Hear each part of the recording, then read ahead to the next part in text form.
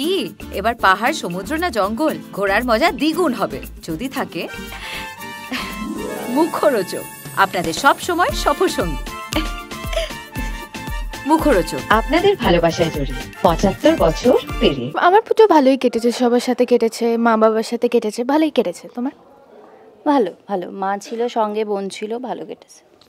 আমারও খুবই ভালো কেটেছে। ফার্স্ট টাইম মানে প্রায় 2 বছর বাদে মা বাবা ক্যানাডা থেকে ফিরেছে, দিদির কাছে ছিল, তো ফার্স্ট টাইম অনেক দিন বাদে একসাথে পুজো কাটিয়েছি।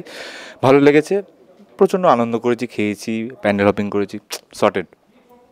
আমারও বেশ সর্টেড, সবার সাথে ফ্যামিলি ফ্রেন্ডস, ঠাকুর দেখা হয়েছে, অনেক অনেক খাওয়া হয়েছে, বেশ মজা হয়েছে। হ্যাঁ সরি হ্যাঁ, আমারও অ্যাজ ইউজুয়াল ভালো কেটেছে। আমার পিসির বাড়িতে পুজো হয়, তো মা বাবাকে নিয়ে ওখানে চলে গিয়েছিলাম। আর বাড়ির পুজো তার একটা আলাদা একটা ফ্লেভার। বলবো মানে এটা 18+ করেই ছাড়বেও। আমারও খুব ভালো কেটেছে, ফ্যামিলি নিয়ে খুব সুন্দরভাবে কেটেছে, প্যান্ডেল হপিং করেছি, খাওয়া দাওয়াও চুটিয়ে করেছি, তো সব মিলিয়ে মিশিয়ে খুব ভালো। একটা রিচুয়াল একটা আমাদের সিরিয়ালে দেখানো হবে, যে একটা রিচুয়াল হচ্ছে, তো সেটা আমার ওয়াইফ, তারপর আমার দাদা আর ইন্দ্রাণী গাঙ্গুলি, ওদেরকে নিয়ে ওরাই হচ্ছে মূল আর কি। কি মারপিট লেগেছে, একটু ক্যামেরাটা প্লিজ ওদিকে প্যান করুন। হ্যাঁ, এবার আমি আবার বলছি এইদিকে প্যান করুন। হ্যাঁ হ্যাঁ, তো সেটা নিয়েই, ফলে প্রচুর খাওয়ার অ্যারেঞ্জমেন্ট, এবং আমাদের বউরা আমাদের জন্য রান্না করেছে। তো আমার বউ খুব বাজে রান্না করে, হ্যাঁ খুব বাজে রান্না করেছে, এইসব আর কি। আর আমি এবার আসল কথাটা বলি, চুপচাপ থাকবে আমি বলার সময়। সেটা হচ্ছে যে আমার সামনে পায়েসের বাটি, আর আমার বউ যে মীনাক্ষী, আস্তে সাইলেন্স বলছে মীনাক্ষী, এরা না খালি বলছেন লুচি ছেড়ো আর পায়েস দিয়ে আমাদের খাওয়া, ওদের খাওয়া ওরা খেয়েছে বাটি পায়েস। এইটুকুই হয়, একটা লুচিকে হাফ করলে এইটুকুই হয়, তুই যেটা দেখাচ্ছিস। আর তার তো কত লুচিকে মানে আর এই যে এই ব্যক্তি যে দাঁড়িয়ে আছেন, সে এক বাটি পায়েস খেয়ে আবার সুজি খাচ্ছে, হ্যাঁ আবার খিচুড়ি খাচ্ছে। ডায়াবেটিস আছে। হ্যাঁ, আমার ডায়াবেটিস আছে, সেটা মানে মোটামুটি একটা চোঙা নিয়ে তুই সারা কলকাতা তুই বলে বেড়া। শুধু তাই না, 3 দিন পুরনো চাটনি লোভে পড়ে খেতে শুরু করে দিয়েছে। ওটা 3 দিনের পুরো, আমি জানতাম না, দিয়ে তারপর সবাই তুমি খাবে কেন? তোকে সাইলেন্স বলেছে। এবং চাটনিটা মুখে দেওয়ার পর কাকাইয়ের রিয়াকশন, ইটস রিয়েলি ডেল। কথাটা ছিল ডেলি, ও বলছে ডেল, এক্সাইটেড। অ্যাকচুয়ালি সিনেই আছে যে আমাদের ঈশান তো শর্টে কথা বলতে ভালোবাসে। এবার আমরা যখন কথা বলছিলাম, যেমন দাদাভাইকে বলে, দাদাভাই ইটস সাস, মানে সাসপিশিয়াসকে ও শর্টে বলে দাদাভাই ইটস সাস। তো এখানেও ও কিছু একটা খেয়ে ইটস রিয়েলি ডেল, তখন ডেল তো হ্যাঁ ইটস রিয়েলি ডেলি, তখন কাকাই বলছে হাউ সিলি। এবার এই ডেলিটা কি সেটা আপনারা জানতে পারবেন এপিসোডটা টেলিকাস্ট হওয়ার সময়। There is no such word like Delhi and all that. Such. এক second. Ishan does not know English. He should educate himself. সেইটাকে ম্যানেজ করার জন্যই শর্টে মাঝে মাঝে বলে, যাতে 10th পাস না ঈশান নিজেই বলছে, এই কথাটা যখন বলছে, ডায়লগটা বলার সময় বলছে, ঈশান তো 10th পাস, তারপরেও এত ইংলিশ কি করে জানে? তুই তো বলছিলি যখন আমাদের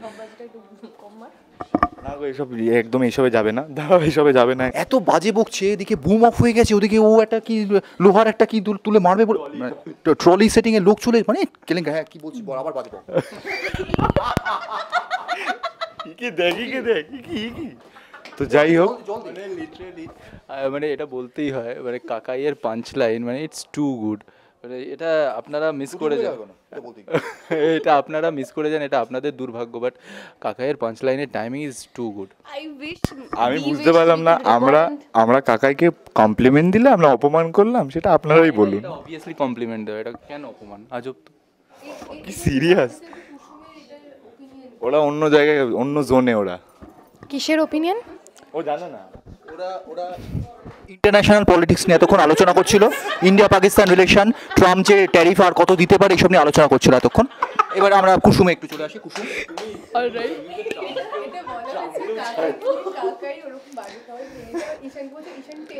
আমি এই সিচুয়েশনে ছিলামই না, এই নিয়ে আমি কোনো ওপিনিয়ন দিতে চাই না। না গো, আমি আমি কলেজ ড্রপ আউট বেসিক্যালি। আমি কলেজ ড্রপ আউট। চুপ করবি একটু। তুমি এখানে কেন এসেছো? তুমি এখানে ডাইরেক্ট বাবু কুসুমকে বলতে দে, ঘুমিয়ে পড়ছিলাম আমরা। কেন ওইসব নিয়ে কথা বলছিলে যে কিসব ট্রাম্প? ট্রাম এইসব নিয়ে আমরা কথা বলতে পারি না দীপালি। আমার বড্ড অশিক্ষিত। আমি ওরাই আমাকে সামলায়, আমি ওদেরকে সামলাতে পারি না। তোমরাই সামলাও। আমি তো শুধু এরকম থাকি, সব দেখি আর ম্যাডাম করি, আর কখনো বুঝি বেশি, কখনো বুঝি না কিছুই। এইভাবেই চলছে দীপালির লাইফ। তুমি সেটা বলো, আমি মাঝখানে আমাকে ঢুকতেই হচ্ছে। তুমি সেটা বলো যে তুমি উঠে দাঁড়া, সেটা বলো। তুমি এটা বলো যে তোমাকে কিভাবে আয়ুষ গার্ড করে দেয়, সেটা বলো। এটা ভালো।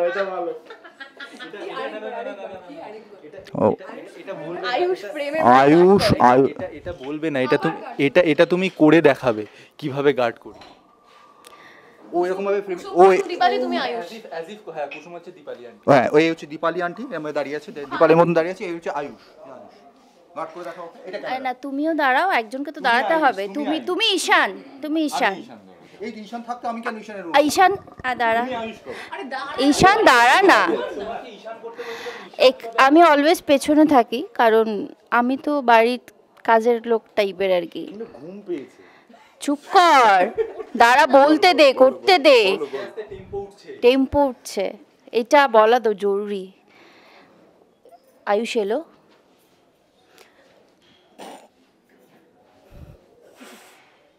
সোজা পুরো দাঁড়িয়ে গেল। দীপালিকে খুঁজে পাচ্ছো?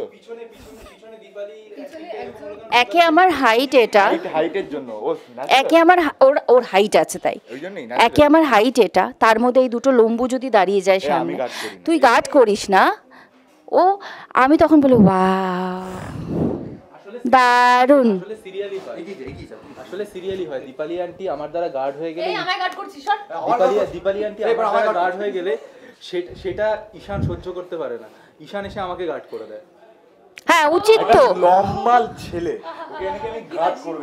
আরে না, তোর 5-11 ভাই, তুই খুব একটা এটা কি হয়ে গেল বলতো? তোকে আমার গার্ড করার মতো। তুই দাঁড়া, তোকে আমি গার্ড করছি। দীপালি আন্টি কেন গার্ড করবে?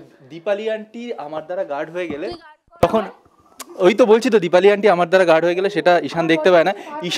ঈশান এসে তখন আমার সামনে দাঁড়িয়ে যায়, আমাকে গার্ড করে দেয়। দেখা যায় না। আচ্ছা, এবার অন্য একটা কি নিয়ে বলবো, কি নিয়ে বলবো সেটা একটু বল। বলো যেকোনো ওয়ার্ল্ড পলিটিক্স। মানে লুকোচুরি খেলা হচ্ছে, লুকোচুরি খেলা নিয়ে তুমি কোনো বিবরণ দিতে চাও, কমেন্ট্রি করতে না, চাও? এখানে বিবরণের কিছু নেই। এখানে ও গার্ড হয়ে খুব রেগে যায়, ও মানে রাগ, মানে আমরা রাগটা এবার তুমি দেখাও। হ্যাঁ, আরে একবার ওই কি একটা বেশ ফ্লাওয়ার বাস আরে না একটা শর্ট জাস্ট কাট হলো, তারপরে দীপালি আন্টি একবার কিছু একটা বলে রিয়াক্ট করে উঠেছিল না, ওটা তুমি ছিলে কি ওই সময়?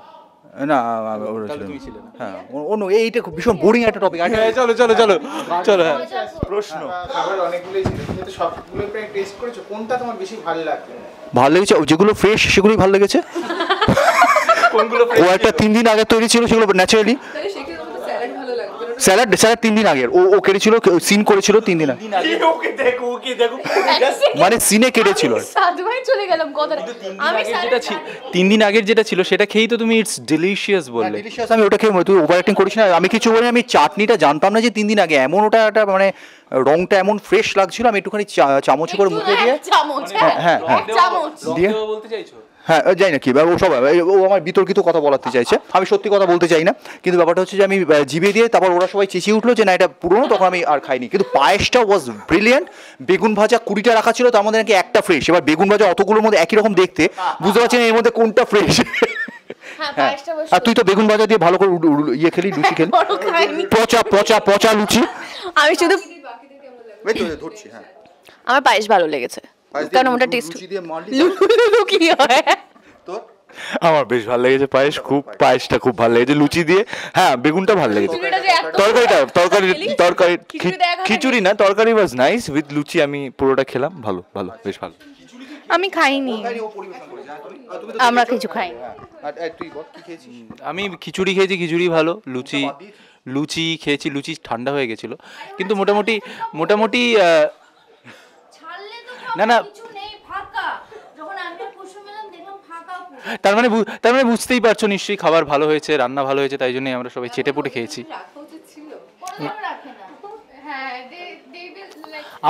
আমাদের কুসুম থেকে বেরিয়ে যাস না। Good one. আমরা তো চাকর, আমরা তো কাজের লোক, তো আমরা লাইক ইউজুয়ালি পাবো না। আমরা দাঁড়িয়েই থাকি, দেখেই যাই। একদিন বলতে হবে ম্যাডামকে যে আমাদের জন্য একটু খাবারের ব্যবস্থা। তারপরে আমরা বড় বড় রচনা বলি শঙ্করের ঘরে গিয়ে। হ্যাঁ, ওটাই ওটা ফলানো হয়। হ্যাঁ,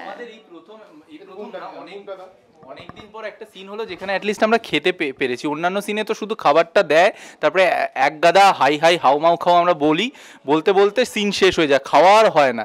এই প্রথম আমরা একটা সিনে মোটামুটি খাওয়ার সুযোগ পেয়েছি প্রত্যেকেই কম বেশি। না কেড়ে নেয় ঠিক না, বিষয়টা হচ্ছে এত ডায়ালগ এত কিছু থাকে, খাওয়ার সেই সময়টা পাওয়া যায় না, সুযোগ পাওয়া যায় না। কিন্তু আজকের সিনটা আমরা মোটামুটি সবাই খেতে পেরেছি।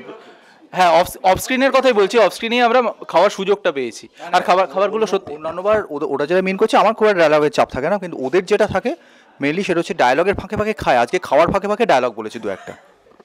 হ্যাঁ, একটা প্রশ্ন আছে খাবার ব্যাপারে, যখন এলো আজকে মাও রান্না করেছে, কুসুমও রান্না করেছে, কাকে বেশি নাম্বার দেবে? এ বিষয়ে আমাকেও মীনাক্ষী প্রশ্ন করেছিল, মানে কাকিমণি আমাকে প্রশ্ন করেছিল আয়ুষকে সিনে।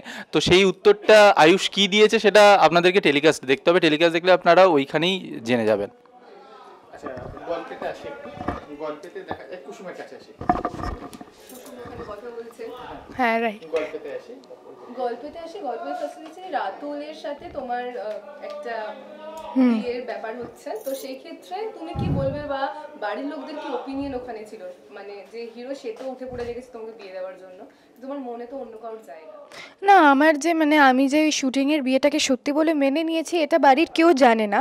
খুব শীঘ্রই একজন জানতে চলেছে, কিন্তু তার জন্য আপনাদেরকে কুসুম দেখতে হবে, আর তারপরে কি হতে চলেছে সেই সব জানার জন্য কুসুম দেখতে হবে।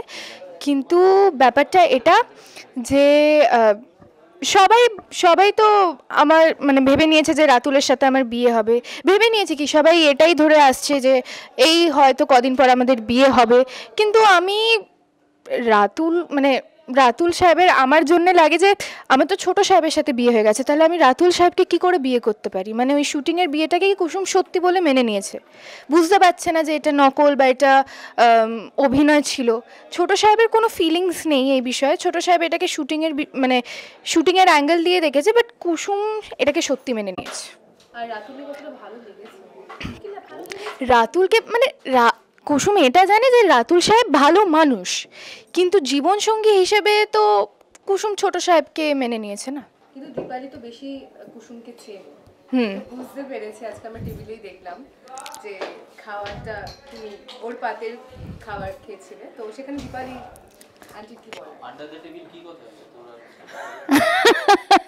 আন্ডার দ্য টেবিল তো অনেক কথা হয়েছে, সেটা বলা যাবে না, সেটা দর্শককে দেখতে হবে, টিভির পর্দায় ডেফিনেটলি দেখতে হবে। শঙ্করের ঘরে, কারেক্ট।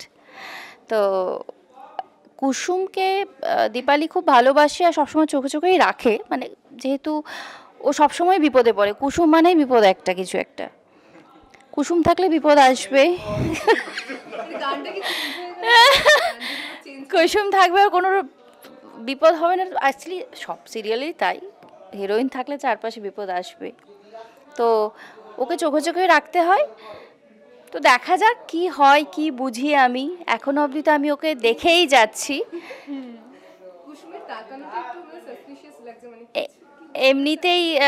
এমনিতেই দীপালি একটু কম কথা বলে, কুসুমের সাথে যেটুকু কথা বলে বা ওর সঙ্গেই যেটুকু শেয়ার করে, তো ওই জন্য দেখছে যে ও কিছু বলছে না, ও কিছু বলছে না যখন, তখন তো একটু সন্দেহ হবে, যেহেতু কাছের মানুষেরা বুঝতে পারে কিছু তো একটা চলছে যেটা ও লুকোচ্ছে আমার থেকে, তো সেটাই বোঝার চেষ্টা করে যাচ্ছি এখনও। এবার পরবর্তীতে কী হবে আমিও জানি না, দর্শকদেরকে দেখতে হবে। আশা করি কিছু একটা টুইস্ট আসতে চলেছে যেটা দর্শকের ভালো লাগবে, ডেফিনেটলি ভালো লাগবে, আর দেখতেই হবে কুসুম। এবার এবার আমার একটা জিনিস মজা লাগলো, তুই ওরা হয়ে তুই আমাকে একটা প্রশ্ন কর যে এরপর গল্পে কি মোচড় আসতে চলেছে, প্রশ্ন কর। বলছি ওরা কি আশা দেয় জেনারেলি আমি সেটা এবার যেটা তোমরা হলো এরপরে গল্পে কি আসতে চলেছে যদি তুমি একটু বলো।